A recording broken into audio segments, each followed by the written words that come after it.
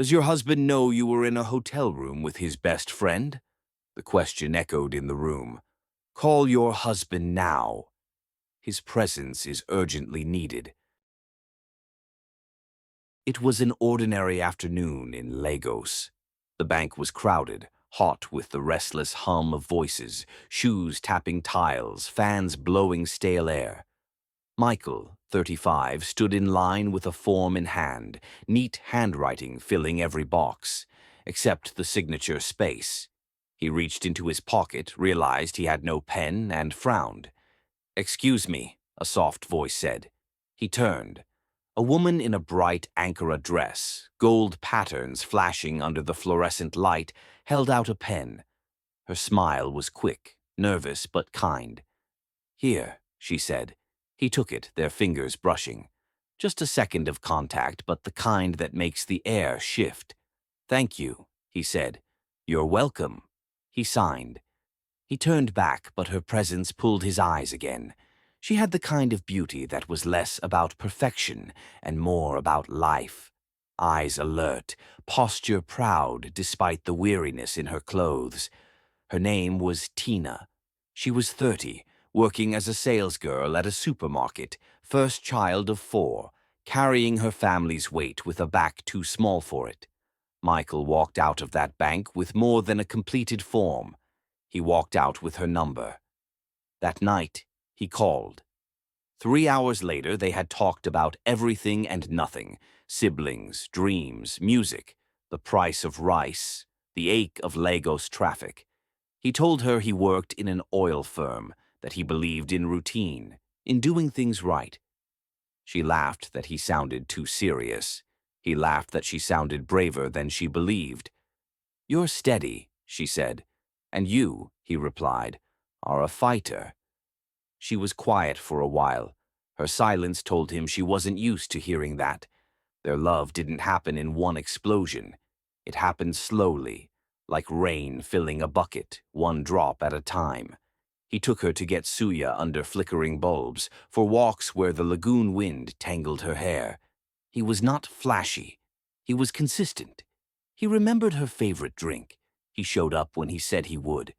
She learned his edges, how he ironed his shirts like a ritual, how he prayed before bed with a voice low enough to sound like breathing, how he said her name like it was breakable glass.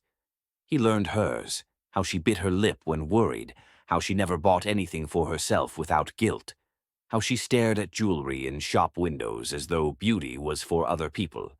"Do you ever feel small?" she asked once. "Only when I forget who I am," he said. "And who are you?" "A man who finishes what he starts." When he introduced her to his family, the air grew colder. They were wealthy, old money, well-dressed in judgment. "She is simple," his mother said with a polite smile. "She is enough," Michael replied, firm but calm. And because he was the kind of son who did not shout, but did not bend, no one pushed further. Their wedding was not loud.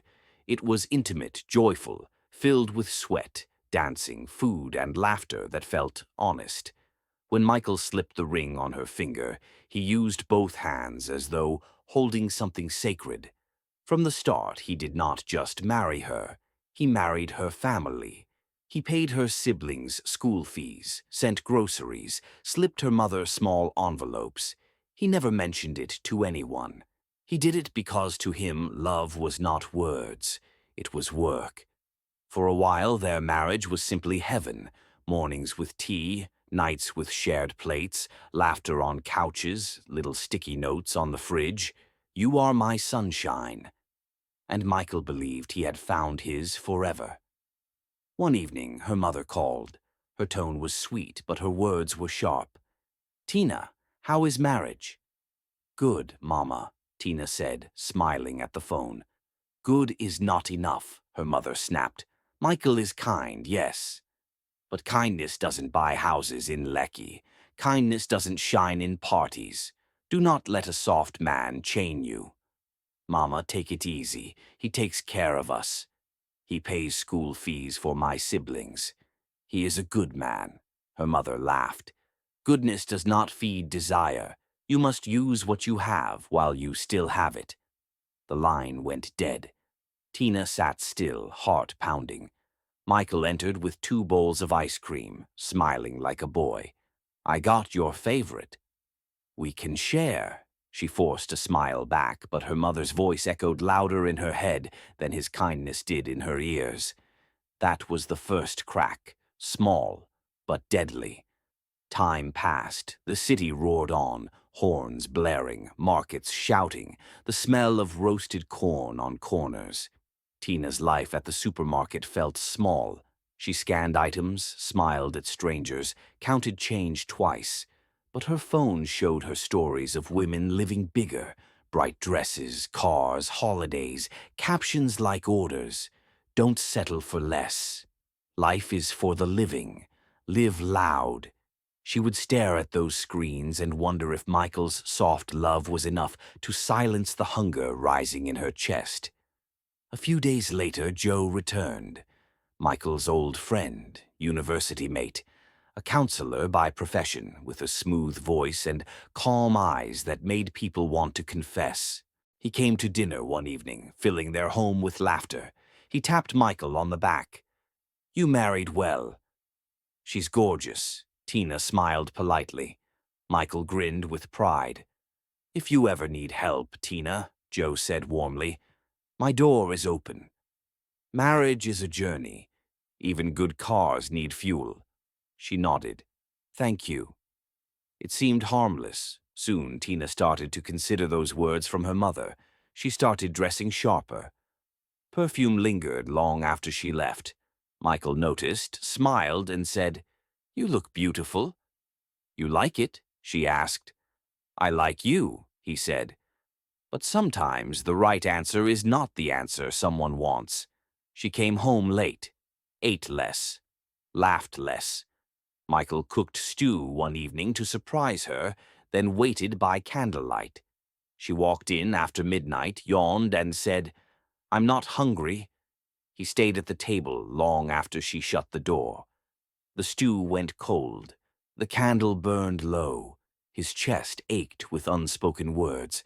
God, he whispered, keep my heart soft. I just want to make her happy. In the morning, Michael rose before dawn. He prayed in a voice that sounded like breathing. He made tea, sliced bread, and warmed stew for work. He set 2 cups on the table, one for Tina, one for him. He waited as the kettle sang. Tina came out already dressed, perfume smelling around her like a bright scarf. Her phone glowed in her hand. You're leaving early? Michael asked, polite as ever. Staff shortage, she said, picking up her bag. I'll be late. He nodded and held up a small container. Lunch for you. She took it, pressed a quick kiss to his cheek, and left. The door clicked. The kettle kept singing to no one. Michael exhaled and turned off the fire. He sat down with both cups, as if the second might still fill itself.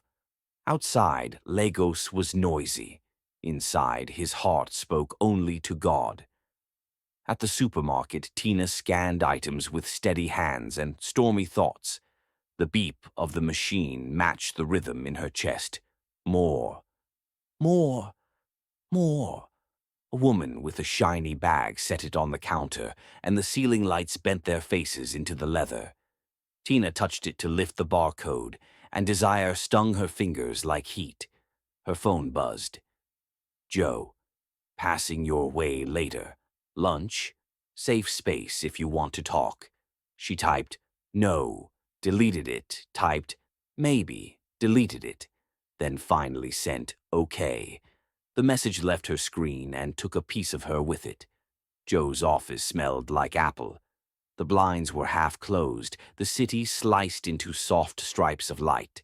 Books lined the wall. Trust, repair, secrets we keep, titles that made honesty promote healing. You look tired, Joe said, opening a bottle of water. I am, Tina replied. Michael, he asked, voice low. Michael, she said, and the name sounded heavy and holy all at once. He's a good man. Good is not the same as alive, Joe answered gently. Do you feel seen? She swallowed. I feel safe. Safe can be a cage, he said. Sometimes you need a door. She stared at him. What if the door opens to something worse? Then you close it, he said, smiling like a lost sheep. But first, try the handle. They talked about little things that weren't little. Exhaustion, money, the way kindness sometimes makes you feel uncomfortable, the hunger to be chosen loudly, not just quietly. When she stood to leave, Joe said, If you ever need to breathe, come again. Tina walked out panting. That evening Michael had cooked, this time pasta with fresh tomatoes and rosemary. He'd set candles, a small habit from when love felt like music. He heard the gate, then the door, then her steps. He smiled and stood to pull out her chair. She stopped at the doorway. I'm not hungry, she said. He tried to swallow the ache, but it rose like smoke. Sit with me. Just 10 minutes. Michael, please, she said, already turning away. I'm tired. The bedroom door closed at the end of an unfinished sentence. Michael sat back down. The candles danced in a wind that wasn't there. He picked up his spoon, put it down, then folded his hands and whispered, What could be wrong? Tears rolled down his cheeks. Her mother's call came in late, where whispers travel farther. How is marriage? She asked, sweet on the surface, iron underneath, right? It's fine, Tina said. Fine is not a future, her mother replied. Listen, Michael is good, but good will not change your life in this city. Do not let a man write your destiny. Use your head. Mama, he cares so much about me. He helps you all in ways he can. He is... Tina, her mother cut in.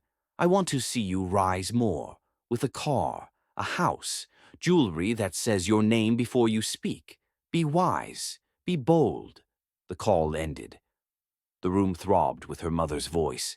Tina lay on her back, eyes open, the ceiling a gray sea above her. Beside her, Michael slept, hand turned palm up, as if even in sleep he was offering something. She turned away from that open hand, days folded into each other like clothes in a drawer. Tina continued staying late. New items slipped into her wardrobe, bags with loud names, a ring that caught attention. Michael asked gently, Where did you get this? A friend, she said too quickly. Who? You don't know him. The word him hit the room like a dropped plate. Michael stepped to the balcony, held the rail, and let the night air cool the place where anger wanted to live. From the street below, a distant generator hummed, a tired, stubborn sound. He walked back in and switched off the living room light. Michael decided to meet up with Joe for lunch. You look worn, Joe said, eyes soft. I am, Michael answered. She's far. Give her room, Joe suggested. Don't push. I tried already, Michael said. I cooked. I waited. Then try silence, Joe replied. Let her feel your absence. Michael watched him. If you were me, what would you fear most? Losing her, Joe said. Michael pressed his lips together. He didn't finish his statement. The next Saturday at noon, Michael stopped at Joe's office on his way to see Tina. He got her snacks, plantain chips, chin-chin, little kindnesses for a tired day. Through the glass, he saw a scarf on the back of a chair. Familiar pattern, familiar perfume. He opened the door, stepped in. Joe stood behind his desk, composed. Was Tina here? Michael asked quietly. Yes, Joe said smoothly. She came to talk about you. To be honest, it was good Michael studied his friend's face. He wanted to find a crack, a flicker, a tremor, anything to hold on to, but Joe gave him nothing. Thank you, Michael said, and the words cut his tongue on his way out.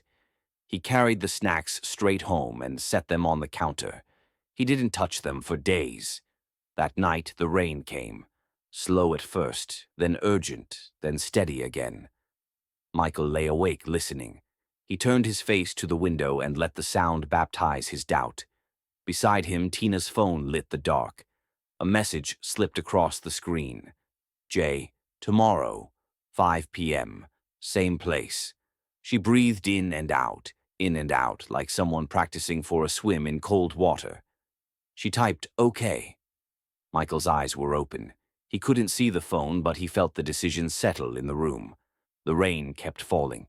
He whispered into it, if the truth is a sword, let it cut clean. In the morning, Michael made just tea. He didn't set 2 cups. Tina came out in a simple dress, quiet face, hands shaking a little. She saw the single cup and looked away. I might be late, she said. Will you be safe? He asked. She paused. Yes. Then go in peace, he said, and surprised himself. The words sounded like a blessing and a goodbye. She hesitated. Michael. He looked up, and for a second their eyes met like 2 people on different shores, both waving. Then she turned and left.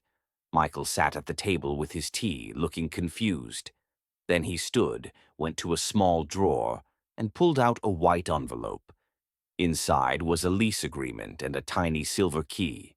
He drove across town to a small studio he had rented quietly. 2 easels waited, 2 blank canvases glowed in soft afternoon light. A speaker sat in the corner, ready for music. He stood in the stillness and tried to imagine her laughter again. He placed the key on his palm and closed his fist. It opens hope, he said to the empty room, and the word did not feel foolish. He wrote a note. Saturdays, just us. No phones, 2 brushes, 1 piece. He slipped the key and note into a small box. He drove home with the box.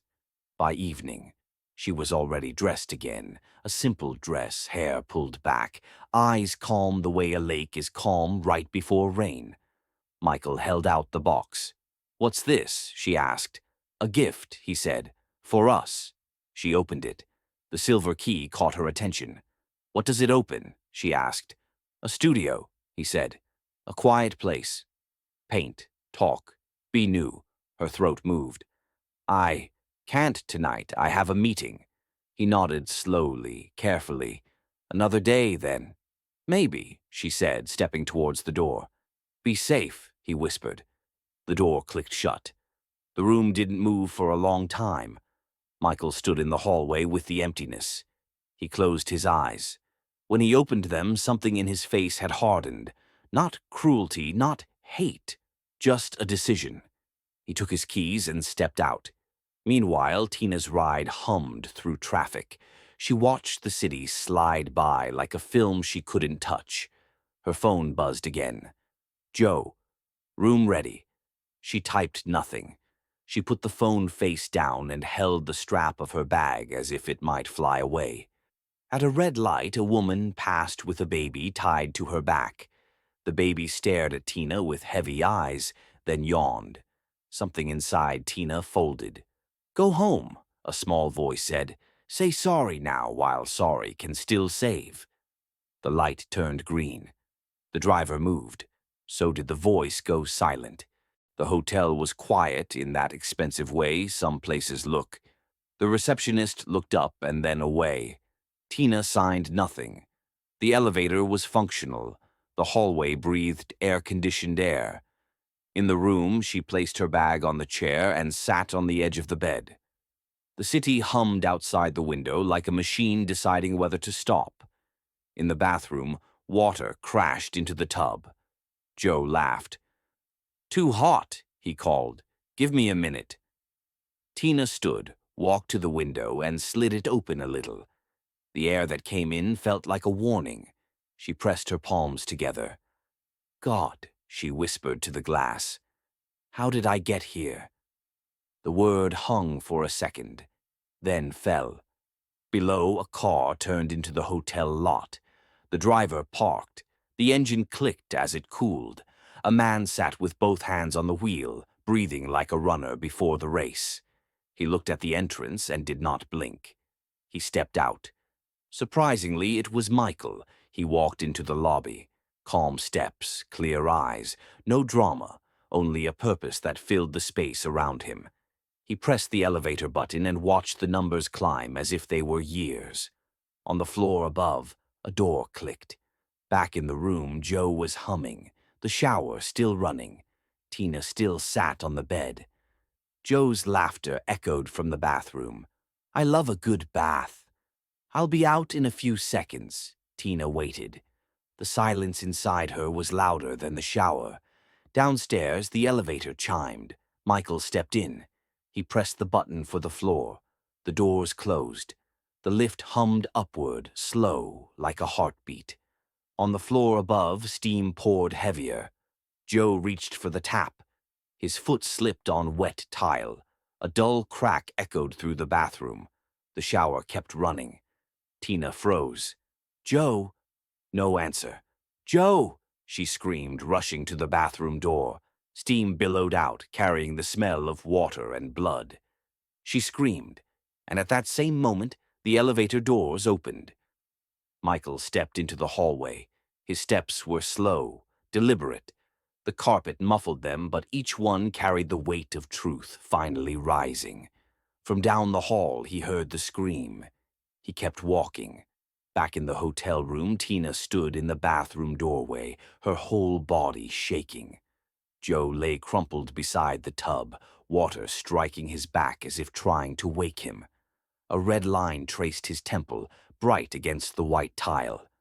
"Joe!" she kept screaming, dropping to her knees. She pressed a towel against his head. His body twitched once, then stilled. Her hands searched for a pulse, a faint beat. Nothing. Her breath broke. The water kept running. She staggered out of the room, phone in hand, thumb trembling over the screen. Call an ambulance. Call Michael. Call someone. But the thought hit her. If I call, Michael will know. The phone slipped from her hands. She grabbed her bag instead and opened the door. The hallway stretched long and quiet. Her heels sank into the carpet. Her chest heaved with guilt and fear. She pressed the elevator button over and over, as though speed could rewrite the night. "Madam?" Her head snapped up. The hotel manager stood nearby with a cleaner. His eyes moved from her trembling hands to the wet footprints leading back to her door. "Are you all right?" he asked. I have to go," she stammered. "Wait." His voice was calm but heavy. He gestured. 2 guards appeared, quiet and ready. Tina's pulse roared in her ears. "Please," she whispered, "it's nothing." But the manager had already stepped to her door. He slid his card. The door opened. Steam poured out like a ghost. He stopped, his face turned hard. "Call an ambulance now." The sirens came, but too late. Paramedics worked, pressed, tried. Joe's body lay still, covered at last. The police arrived, no rushing. They asked questions like chisels. "Name?" "Tina," she whispered. "Relationship to the deceased?" Her lips trembled. "He was my husband's friend." The pen stopped. The officer's eyes lifted. "Does your husband know you are here?" She stared at the floor. Her silence answered. The manager dialed Michael's number. His voice was careful. "Sir, please come." It is urgent. Unknown to them, he was already at the hotel premises, trying to find his truth. Then he entered the lobby. The air shifted. His presence was quiet. He walked past the stares on their faces, past the whispers, and straight into the cordoned room. Tina was there, hair damp, eyes wild. "Michael," she whispered. He looked at her, and for the first time since their wedding, his eyes held no softness. The officer stepped forward. "Sir, you are Michael?" "Yes." "This man was your friend?" "Yes." "Your wife was found with him?" Michael closed his eyes. His breath trembled. He opened them again. He turned to Tina. "Did you call me?" Her lips shook. "I was scared." He swallowed. His voice cracked like dry wood. "Scared of the truth." Her knees weakened. She would have fallen if not for the wall. At the station, questions walked in circles around her. How long have you known him? Why were you leaving? Did you argue? Her answers came like broken glass. We were seeing each other. I betrayed my husband, but I didn't hurt him. Please believe me. I didn't, the officer wrote without blinking. We will check the cameras. Statements. Everything. When asked for family, Tina whispered, "My mother." They called. The line clicked. Her mother's voice. Who? No, I don't know that name. Then silence. The call ended. Tina broke, not loudly but inwardly, abandoned by the same voice that had pushed her into greed. She turned toward Michael, sitting on the bench. His hands were clasped, his eyes unreadable. "Will you leave me here?" she asked. "No," he said. "I will not leave you here tonight." Tears poured down her face, for the man who chose dignity when she had given him ashes. By morning, the evidence cleared her of the crime. The cameras showed he slipped, fell, and died. She was released. Michael signed the papers with a steady hand. On the way home, silence sat between them like a third passenger. "Thank you," she whispered.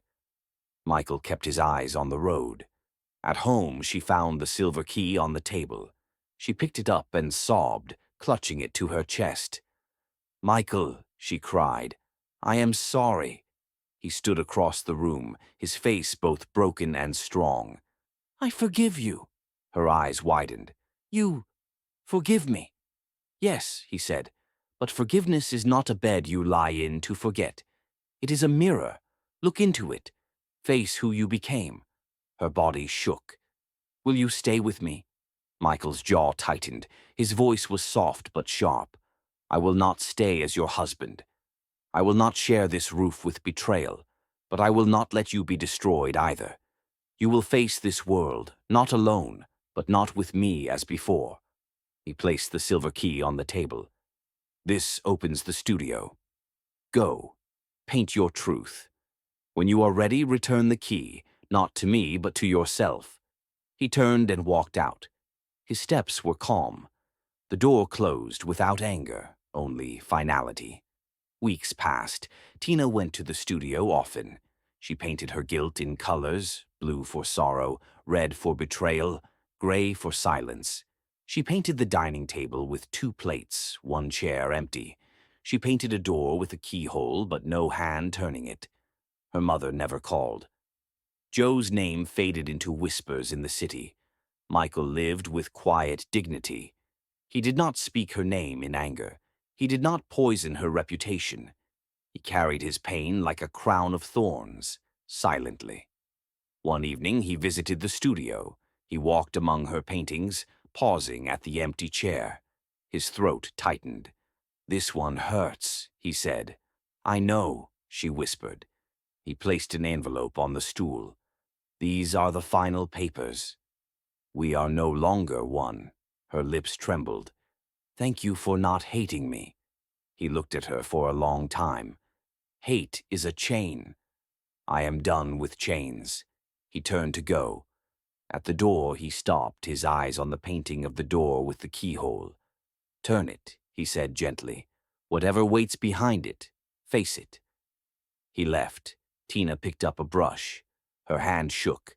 Slowly she painted a hand holding the silver key. "Listen. Love is not glitter or gifts. Real love is quiet work, small acts, daily choices, loyalty when no one is watching. Greed will disguise itself as wisdom. Bad advice will sound like care. But every choice you make writes tomorrow's story. Choose truth while it is still a whisper, because when truth finally shouts, it comes with consequence, and consequence does not knock. It breaks down the door. Thank you for watching. Please support me by liking and subscribing to my channel. See you in the next one.